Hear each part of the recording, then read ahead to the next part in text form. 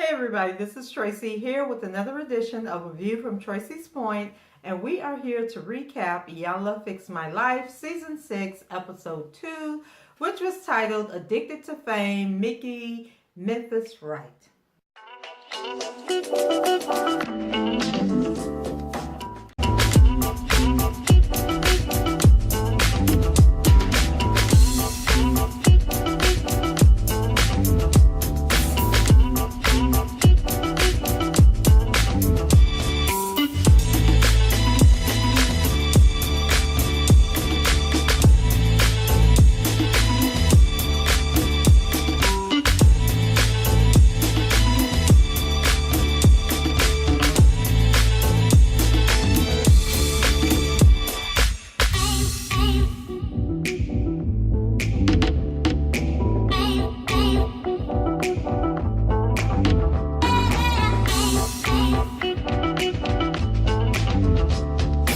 So on this episode of Fix My Life, Iyanla is working with the guy Memphitz that you all may know from like the music production and everything. And so his mother contacted Iyanla because she sees that his life is spiraling out of control and she hopes that Iyanla can help him out.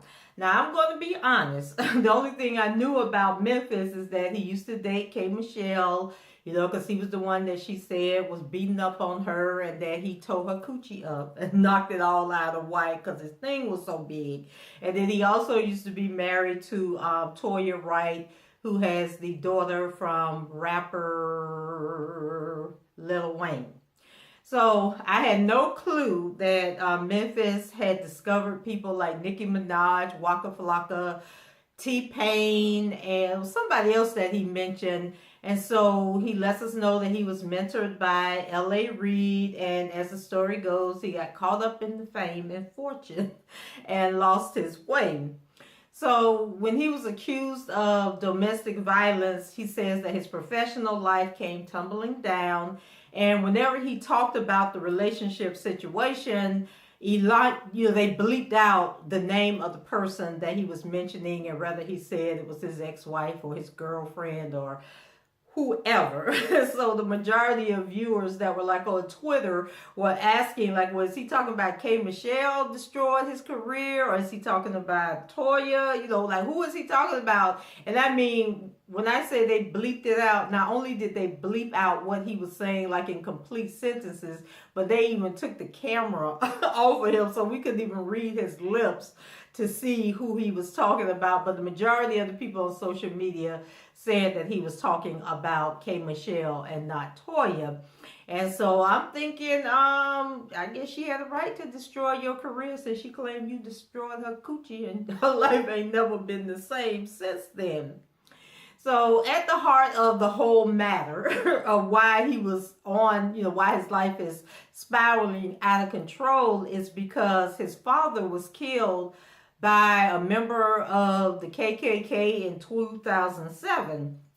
So then I got to thinking about this whole thing, and I thought I had heard this talked about before. So I came across an article in, not in Vibe magazine, but on Vibe.com. And so according to the article, which came out in 2016, it says that some guy named Dale V. Martis, who's a white gun dealer and auto sales owner, killed Micky Sr. in what the Department of Justice classified as a racially motivated slaying. And so Micky Sr. was dismembered with pieces of his body burned in a 55-gallon drum, while remaining body parts were placed in various junkyard cars and crushed. You know how they crush the cars into like a little box. And so it took 3 years for Martis to be arrested for the murder, and he pleaded no contest to the charges.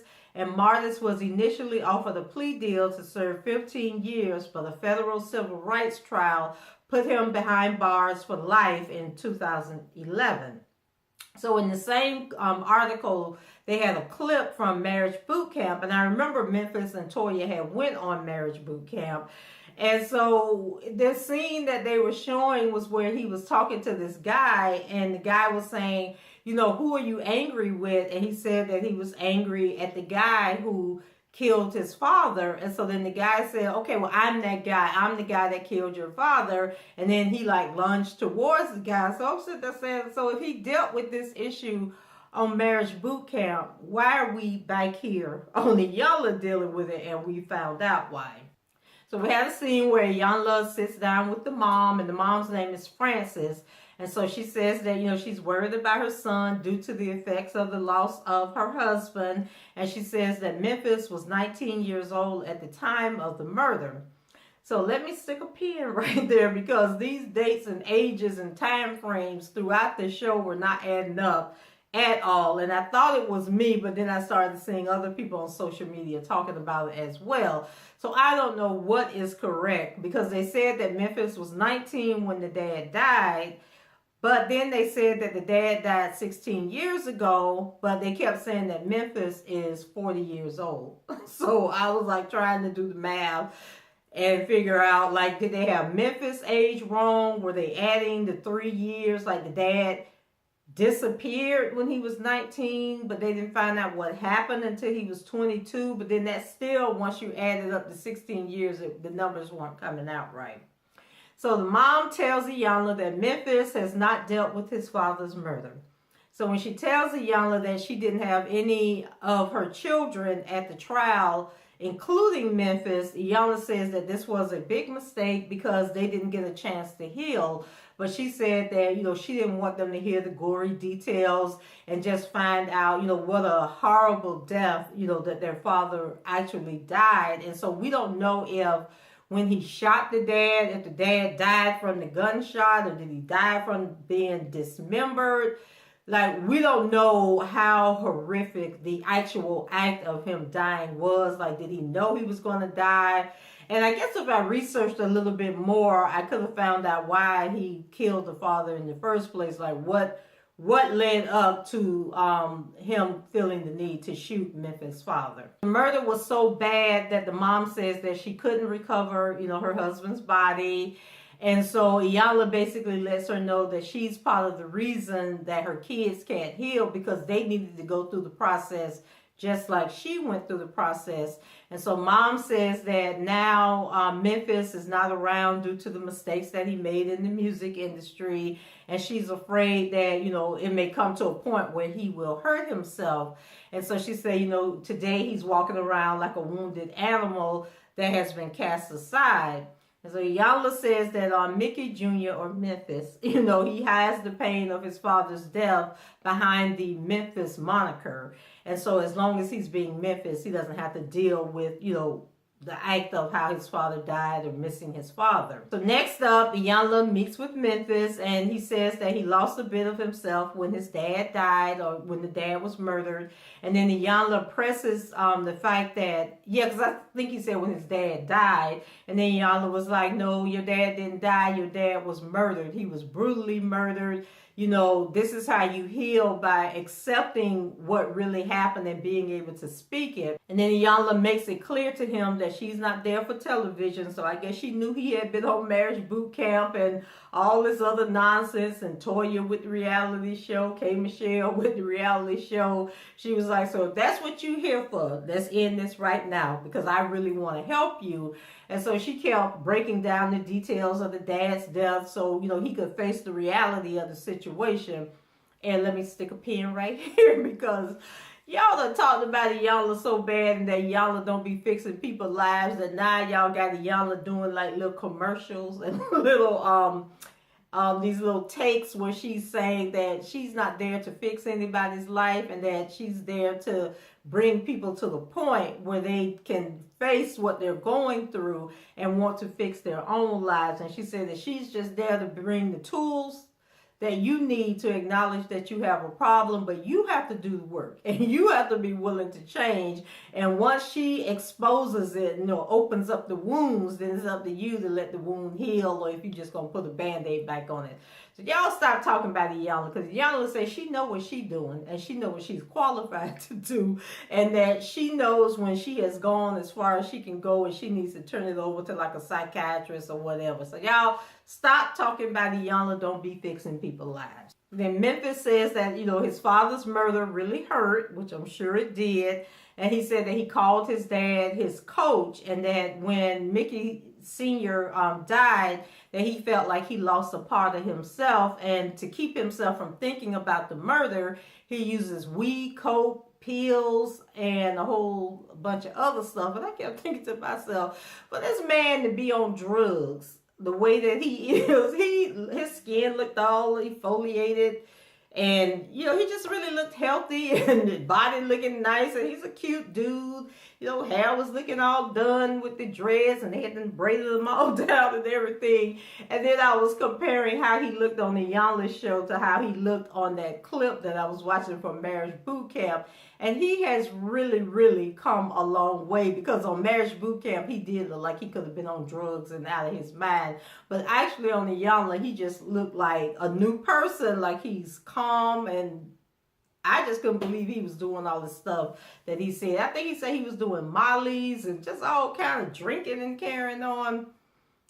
I don't know, but during the conversation, Memphitz says that he feels the world gave up on him. He says that he was lied on by his ex-girlfriend. Remember I said it went beep, beep, beep, beep, beep, beep, beep. So we don't know what he really said in that moment. So at this point, Iyanla feels that Memphitz is using what happened in his past, including everything involving the ex-girlfriend that allegedly is K. Michelle that he was talking about, to not take responsibility for his victimization. So basically, he's playing the victim because of everything that's happened in his life, instead of saying, okay, I played a part in this. So like, yeah, I was angry and upset about my dad, but I beat up my girlfriend. I was angry and upset about my dad that I started using drugs, and it impacted my career. And that's why I'm not in the music industry anymore. But instead, he wants to say that all this stuff happened to him, that people were doing all these things to him. And Iyanla asked him, how is the way that he's living honoring his father? So when he gets to hemming and hawing, she lets him know that it doesn't. You're not honoring your father with the behavior that you're exhibiting.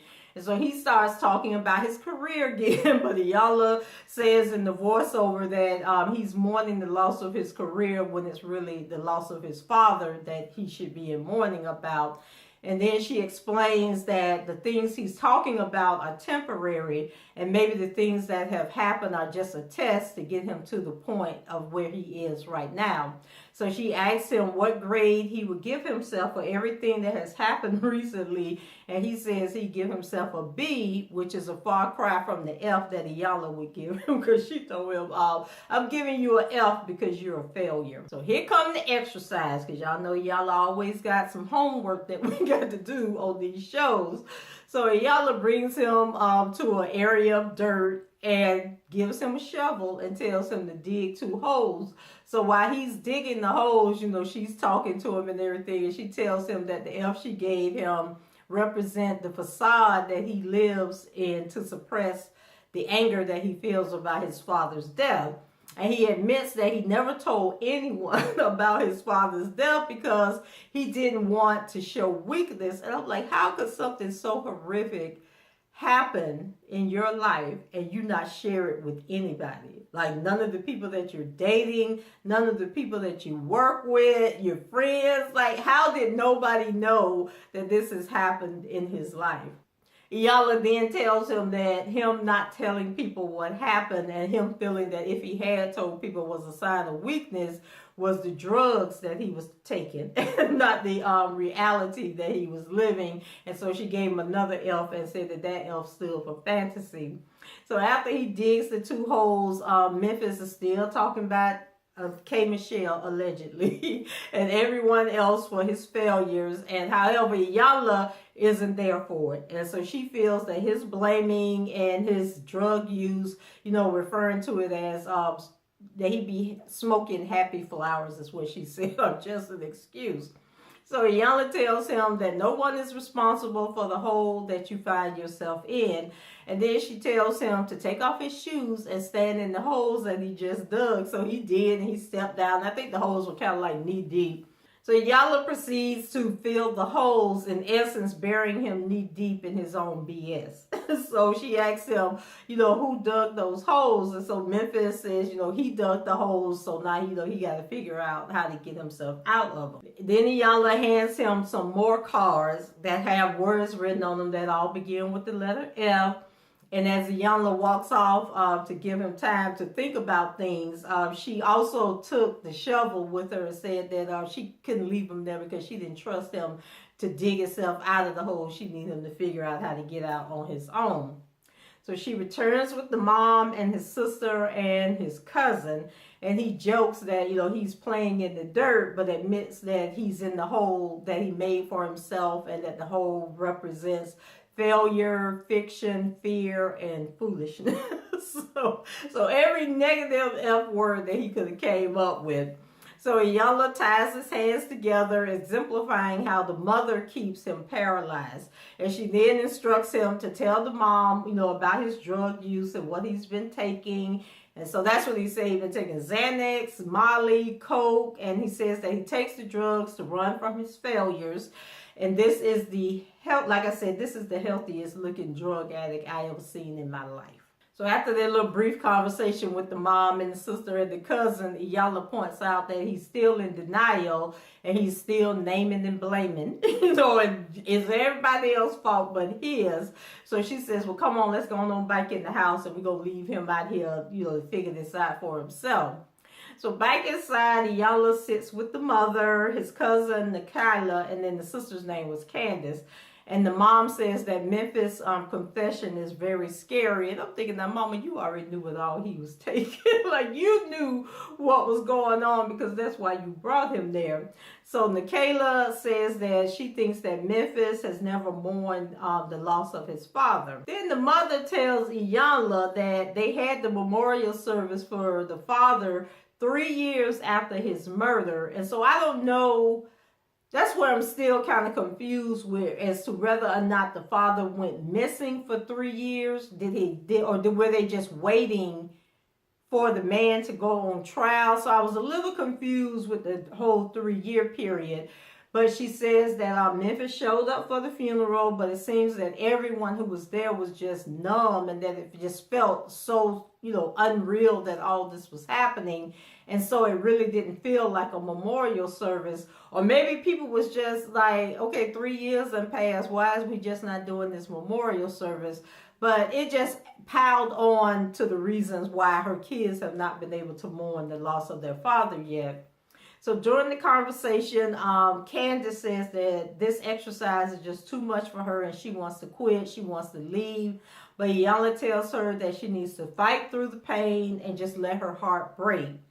So Candace says no, she's not ready. Then Iyanla lets the mom know that Candace is in the same place as Memphitz. She's just doing things a little differently. She's not doing drugs, to express what she's going through. Outside, Memphitz has dug himself out of the hole with his bare hands. So yay, Memphitz.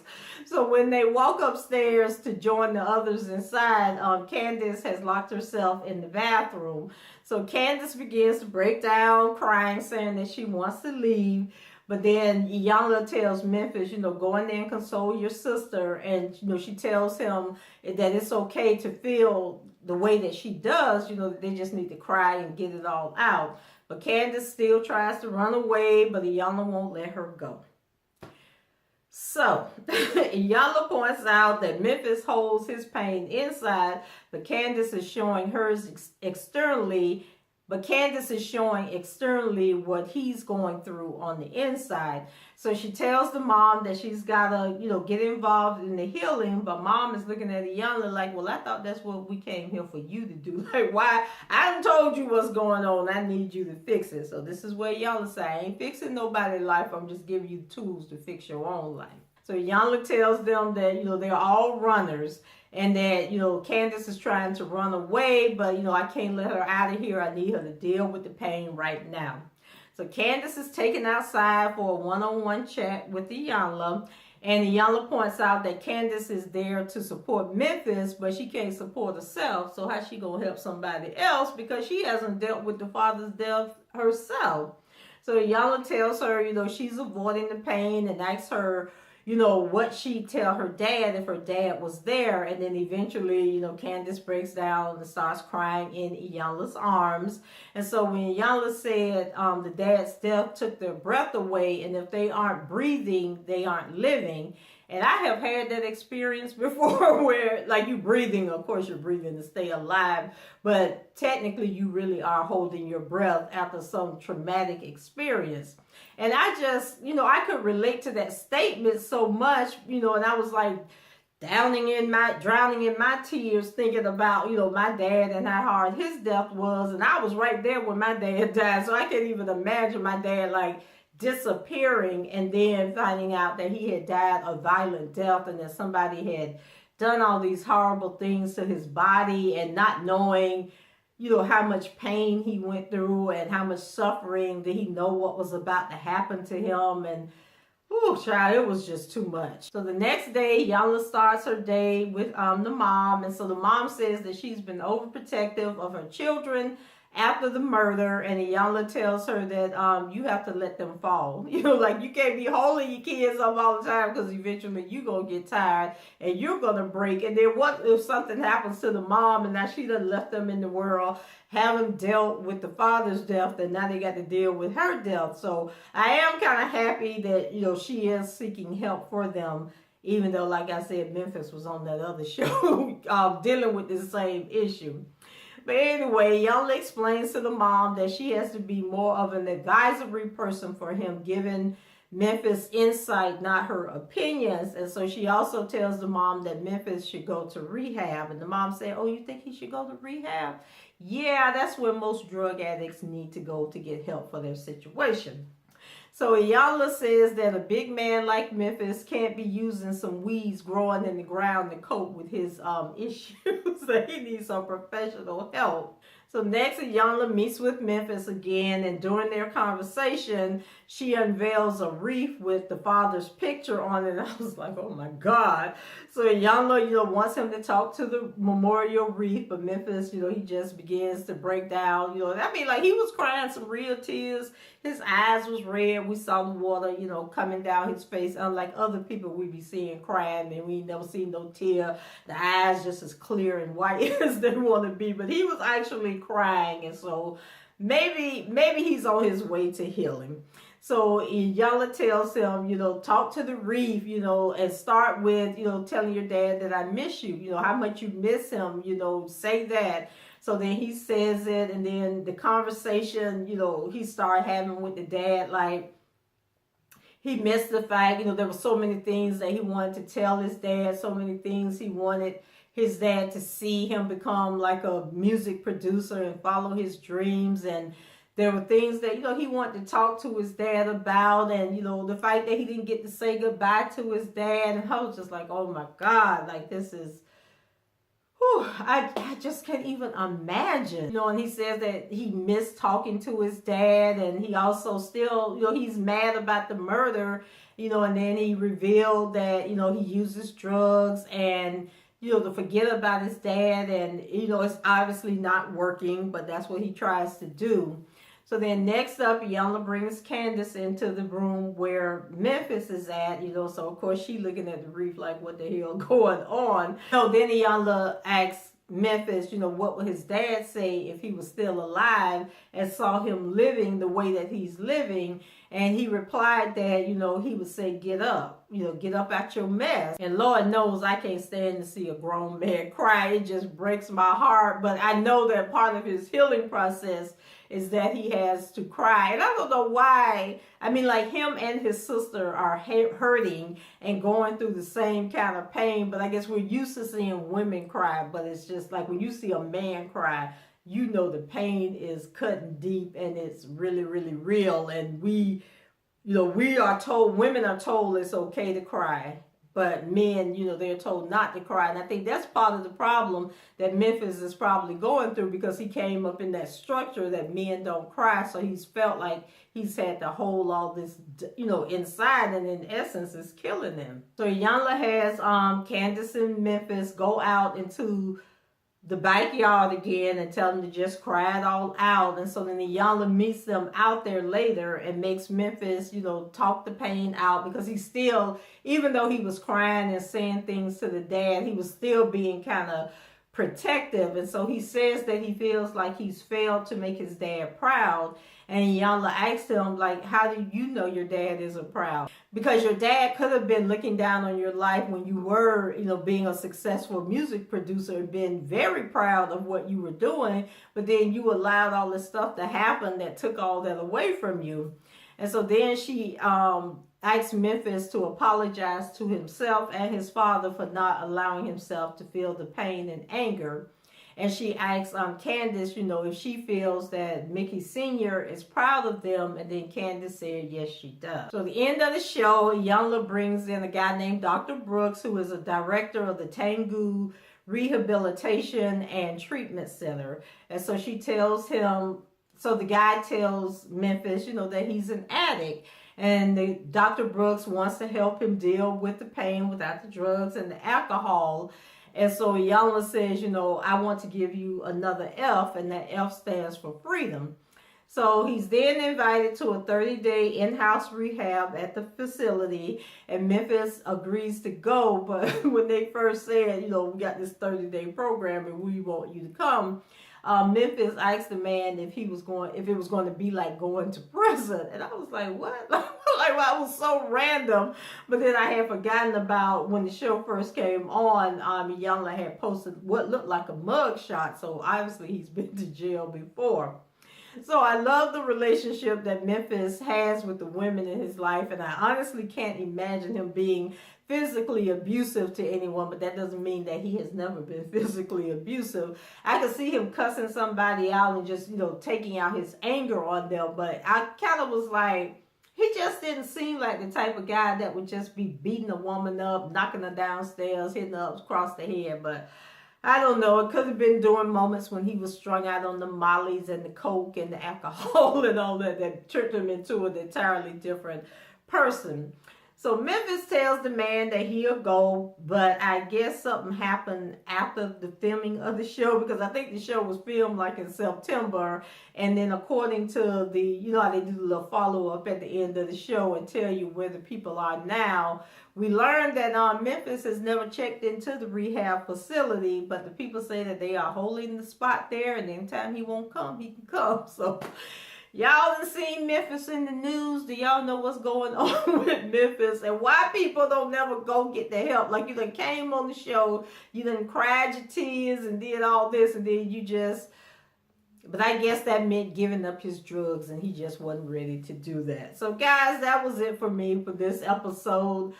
Let me know what you thought about Memphitz. Did you think he was being sincere? Was he just there trying to rebuild his career? What did you think the purpose was of him being there if he wasn't going to seek help?